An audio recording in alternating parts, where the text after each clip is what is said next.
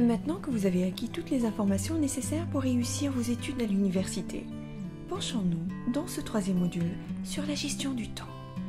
Du coup, vous allez ainsi apprendre à planifier les actions et les activités universitaires, gérer le temps de l'enseignement en présentiel et à distance, réduire le stress et l'échec. Au lycée, ce sont vos parents qui gèrent en gros votre temps. Vérification des devoirs, organisation des activités, les révisions, etc.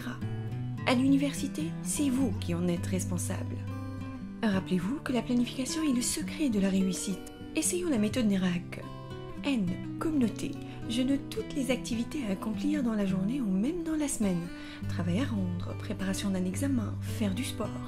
E comme estimer. J'estime la durée à consacrer à chaque activité. A comme abriter. Je fixe les priorités, ce qui est urgent, important, moins urgent, etc. C comme contrôler. Je vérifie l'atteinte des objectifs tracés, facteurs de réussite ainsi que les éventuelles pertes de temps. Je planifie ce qui reste à faire. Votre capacité à vous organiser et à organiser votre travail et vos activités à l'université vous garantit un parcours réussi. Alors, combien de temps de travail vous devriez-vous consacrer à la préparation de vos examens? Comment pouvez-vous adapter votre horaire global pour optimiser vos conditions d'études? Le temps nécessaire pour une activité est difficile à évaluer, mais fixer un objectif de temps permet de le respecter avec anticipation et rigueur. Travaillez selon une chronologie articulée autour de 3 points. 1. Les tâches à exécuter en priorité dans une journée. 2. Les tâches à reporter à un autre moment. 3. Les tâches à ne pas exécuter. Vérifiez toujours. Évaluez votre efficacité en fonction des objectifs à atteindre. Cours révisés, exercices effectués, etc.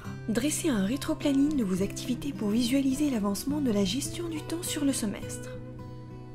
Revoyez votre calendrier semestriel pour planifier les périodes des examens. Alors, les moyens d'aide à la planification de vos activités universitaires.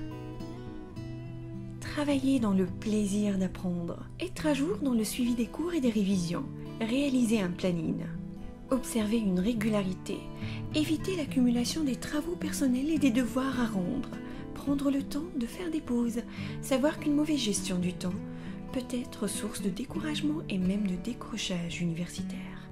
Un exemple pour comprendre.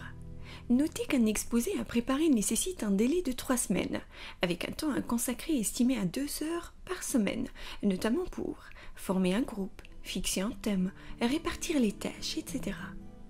Du coup, il faudra réserver 3 heures par semaine de votre temps global. Placez comme une priorité importante.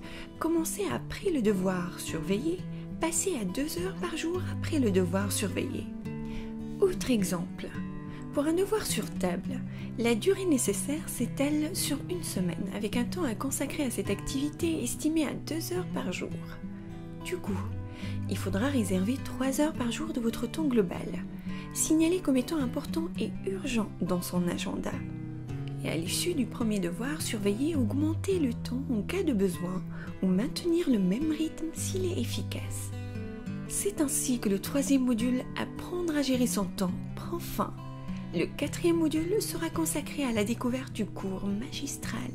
Comment pouvez-vous adapter votre horaire global pour optimiser vos conditions d'études ?